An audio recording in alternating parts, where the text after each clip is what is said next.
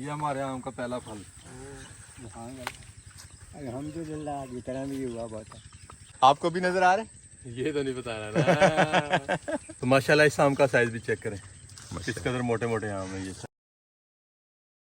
बिस्मिल्लाहिर्रहमानिर्रहीम, अस्सलाम वालेकुम जानो, खुश आमदीद कहते हैं आपको अपने आज के ब्लॉग में। मौसम गर्मा चल रहा है और मौसम गर्मा में आप जानते हैं जब भी आप कभी किसी इस तरह के रोड पे निकलें जहाँ पे दरख्त वगैरह लगे हों, बागात लगे हों, तो आम का दरख्त जो है वो सबसे ज़्यादा अट्रैक्शन का बाइस होता है, क्योंकि उसके ऊपर इस मौसम में लगा होता है आम। और आम जो लटके होते हैं उस पौधे के साथ, तो उसकी तो क्या ही कहने, उसको देखने का, उसको तोड़ने का दिल भी ललचाता है और उसको खाने का भी दिल चाहता है बहुत ज़्यादा। खैर इस मौसम में आम जो है मार्केट में वाफर होते हैं, पके हुए मिल जाते हैं इजीली। लेकिन हमारा गांव जो है सियालकोट वाला जो रीजन है, वहाँ पे गर्मी थोड़ी कम पड़ती है, उसकी वजह से आम जो है वो थोड़ा लेट तैयार होते हैं, लेट पकते हैं। खैर हमारे पास यहाँ पे 2-4 दरख्त लगे हुए थे, जिनमें से कुछ दरख्तों से आम गिर गए आंधी की वजह से, कुछ टूटने की वजह से पौधे के, और एक दरख्त जो हमारे पास लगा हुआ था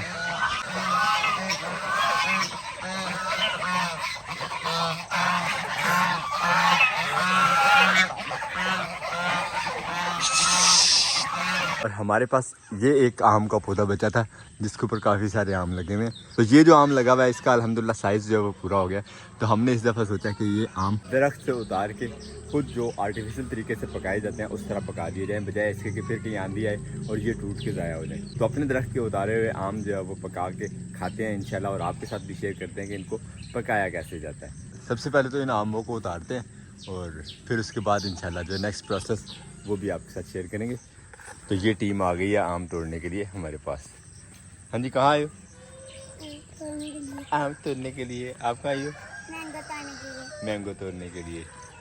और भाई मुबारक भी आ गए हैं साथ में औजार लेके आम उतारने के लिए। मैं लेके आया टांगी, क्योंकि ऊपर नहीं चढ़ा जाएगा, ऊपर चढ़ा तो आम टूट जाना है, क्योंकि पहले ही माशाल्लाह काफ़ी वजन है उसके ऊपर। और हमारे 1-2 आम जो पहले भी टूट चुके हैं, तो अब मज़ीद जो है वो पौधों को ज़ाया नहीं करना। आंधी की वजह से टूटे थे, हमारी कोई गलती नहीं थी। तो ये आ गया जी सबसे पहले मैंगो। इनको नीचे गिरने से भी बचाना है, ऐसे हवा में कैच करना। और सबसे ज़्यादा ख़तरनाक है इसमें ये जो लीक हो रहा है पानी, ये वाला जिल्द पे कहीं भी लग गया ना, वहाँ पे पक्के ये जो है वो दाने शाने बना देता है या स्किन को जो है वो डैमेज करता है। अब मेरे हाथ पे लग गिर तो गया, लेकिन हाथ की स्किन जो होती है वो ज़रा सख्त होती है, इस वजह से शायद बच जाए। तो रख लेते हैं टोकरी में आम।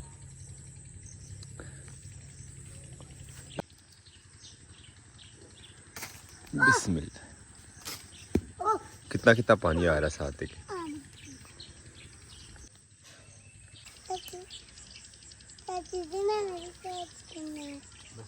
पूरे पेड़ पे सिर्फ ये एक गुच्छा जो है वो उसके ऊपर सबसे ज्यादा आम लगे हुए थे, बाकी सारे गुच्छों से हो गए सारी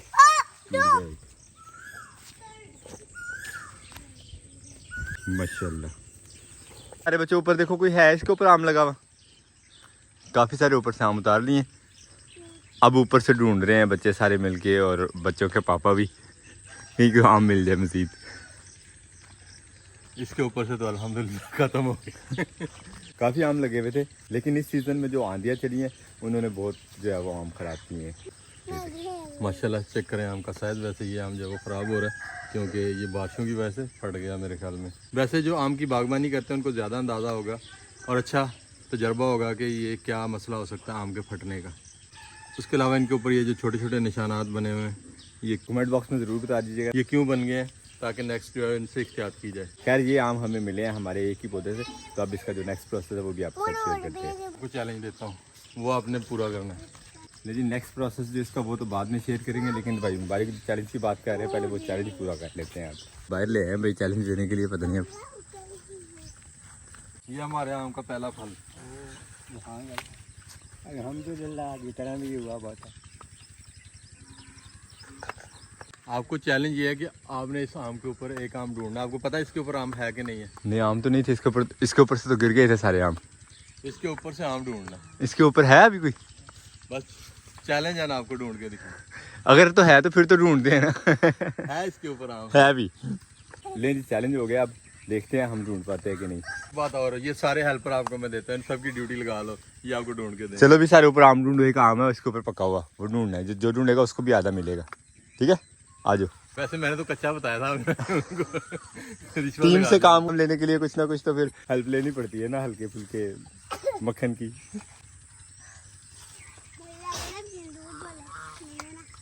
पत्ते बहुत ज़्यादा घने हैं, तो वैसे भी जब फल थोड़ा रह जाता है पौधे के ऊपर से फल ढूंढना काफ़ी मुश्किल होता है, लेकिन अब तो चैलेंज की बात है तो अब हमें ज़रूर ढूंढना पड़ेगा। भी आपकी हेल्प के लिए आ गए। नहीं अब्बू जी भी आ गए, अब हमें ज़रूर मिल जाएगा। आपको भी नज़र आ रहा है? ये तो नहीं बता रहा ना। यही तो बता रहा नहीं, आपको बता दिया फिर तो आप तोड़ लेंगे फौरन। हिंट मिला जी, तोड़ लेंगे फ़ौरन। इसका मतलब ये है कि वो कहीं हाथ की रेंज में ज़्यादा ऊपर नहीं है। सही पूछा ना मैंने? नहीं, ऊपर वो नीचे हो वो तो आपने तोड़ ही लेना ना। आपने फौरन नजर बस पड़ने की दे रहा, आपने कुछ ना कुछ तो जुगाड़ कर ही लेना। ये एक पौधा इतनी देर में तो आप एक एक टहनी चेक कर सकते थे उसकी। बात तो सही है वैसे।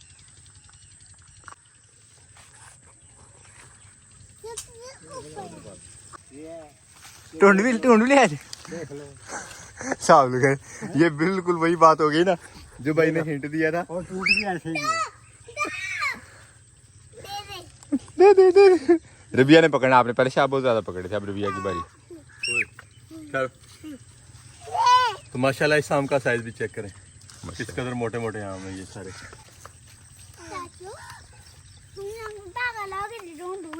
सही बात। हम इस साइड पे ऊंची वाली साइड पे ढूंढ रहे थे कि कहीं ऊंचा वाला ही है जो बच सकता है, जो बच्चों की रेंज से और हवा से जो है वो बचा हो, लेकिन ये सबसे नीचे था। भाई की बातों से हिंट तो मैंने सही पकड़ा था, लेकिन साइड जो है वो पकड़ना ज़रा मुश्किल था। ये आम है इस पौधे का, ये दूसरे पौधे से हम लोग तोड़ के लाए थे। शुरू में जो है इनमें काफ़ी डिफरेंस लगता था, काफ़ी फ़र्क लगता था। ये वाले ज़्यादा लंबे लगते थे, ये छोटे लगते थे, मगर अभी कोई ख़ास फ़र्क नहीं रह गया, दोनों एक ही जैसे लग रहे हैं। क्यों अजमत साहब को फ़र्क लग रहा है इसमें? नहीं कोई फ़र्क नहीं लग रहा, बिल्कुल सेम ज़्यादा लग रहा है, बस कलर का हल्का सा डिफरेंस है, पता नहीं अब वो क्या है। वो शायद था ना ये वाला। नहीं जी, चैलेंज तो पूरा नहीं हो सका, बल्कि अब चलें अब इसका जो नेक्स्ट प्रोसेस है इसको पकाने का वो भी आपके साथ शेयर करते हैं। सारी टीम हमारी घर को जा रही है अब। अल्लाह हाफिज़। आ जाओ भी सारे टोकरी में। एक भागो। अरबिया तेज जाती है, अरबिया तेज भागती जाती है। चलो जी,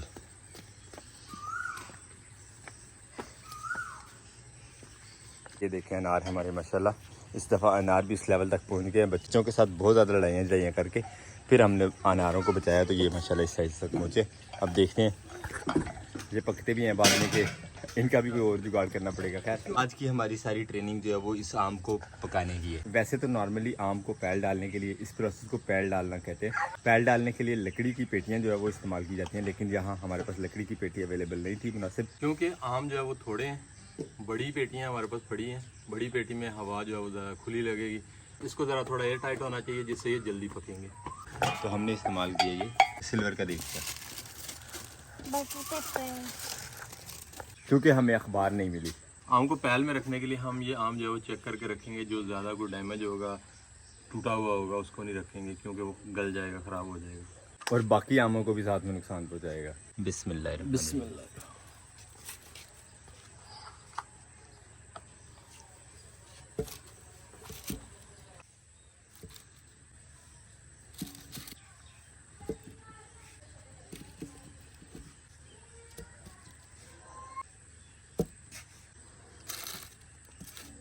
आम खाना कितना मज़ेदार लगता है, लेकिन यहाँ पे पता चलता है ना कि ये कितना मेहनत तलब काम है। एक एक आम को अच्छी तरह देखभाल के फिर पकाने के लिए भी रखना पड़ता है।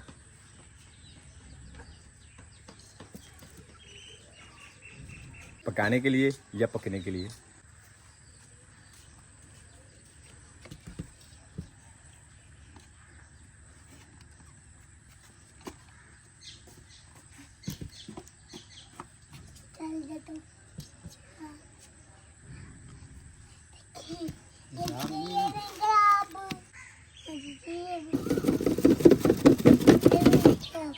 तो सारे आमों में हमें ये 2 आम जो है वो ख़राब मिले। एक तो ये सारा फटा हुआ है, दूसरा ये यहाँ से किसी चीज़ ने खाया हुआ है। तो ये अब बच्चों के लिए अय्याशी कच्चे आम। नीचे पेपर रख लिया, ऊपर आम हमने सजा के रख लिया। अब बारी है सबसे ज़्यादा इम्पोर्टेंट इंग्रेडिएंट की।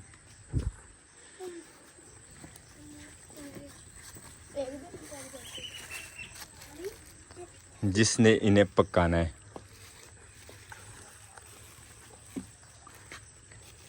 ये मसाला है जी,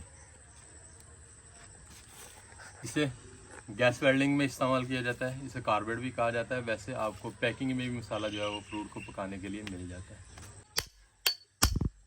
ये समझ लें कि एक पत्थर ही है। इसकी हम छोटी छोटी 2 पोटलियाँ बना लेंगे ताकि आम के ऊपर डायरेक्ट इसका असर जो है वो ना पड़े। इसमें से जो इसकी भाप निकलेगी, हीट निकलेगी, वो इसको पका देगी। इस काम के लिए कपड़ा यूज़ किया जाएगा थोड़ा बारीक, जिसमें से इस गैस का प्रेशर जो है वो निकल जाए, क्योंकि इसमें से बनेगी गैस। पोटली को हम इसके बीच में रख लेंगे, एक साइड पे रख देंगे।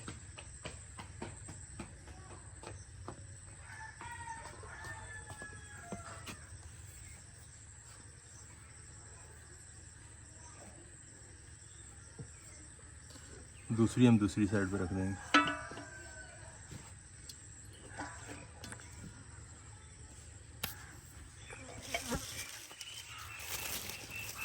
ऊपर से भी इनको ढाँप लेंगे, हम बटर पेपर ही ढाँपने के लिए यूज़ कर रहे हैं।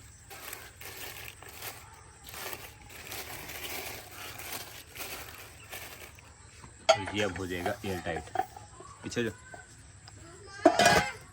बच्चों से बचाने के लिए देगचे को अब ऊपर से अच्छी तरह बांध देंगे ताकि कोई बच्चा जो है इसे खोल ना सके, और एयर टाइट भी रहे ताकि इसके अंदर जो प्रेशर बनना उस पत्थर से गैस का, उसकी वजह से ये आम पकने। क्योंकि घर में बच्चे जो है ऐसी चीज़ को फ़ौरन से खोल के चेक करेंगे और इसमें गैस नहीं बनेगी, इसलिए इसको बांध के ऊपर रख देंगे ताकि उनको थोड़ा ढूंढने जाने में टाइम लगे, खोलने में टाइम लगे, तो आम जो इतने अरसे में पक जाए। बच्चों का तजस्सुस जो होता है वो तो आप समझ गए ना, फिर इन चीज़ों को लेके अब हमें इंतज़ार करना पड़ेगा 3-4 दिन जब तक ये पकते हैं। बरकफ यही तरीकाकार होता है आम को पकाने का। इस तरह कार्बेट ही जो वो रखा जाता है पेटियों में ताकि आम जो है वो पक जाए। थोड़े से कच्चे उतारने के बाद आम को पेटी में भर के कार्बेट रखा जाता है और हमें मिलते हैं पके हुए पीले पीले आम मार्केट में। उम्मीद करते हैं आज का ब्लॉग भी आपको पसंद आया। अगर आपको हमारी वीडियो अच्छी लगती है तो अपने दोस्त साहब आपके साथ जरूर शेयर किया करें और हमें फीडबैक में जरूर बताया करें कि आपको हमारे ब्लॉग्स कैसे लगते हैं। मिलते हैं इंशाल्लाह नेक्स्ट ब्लॉग में, तब तक के लिए अल्लाह हाफिज़।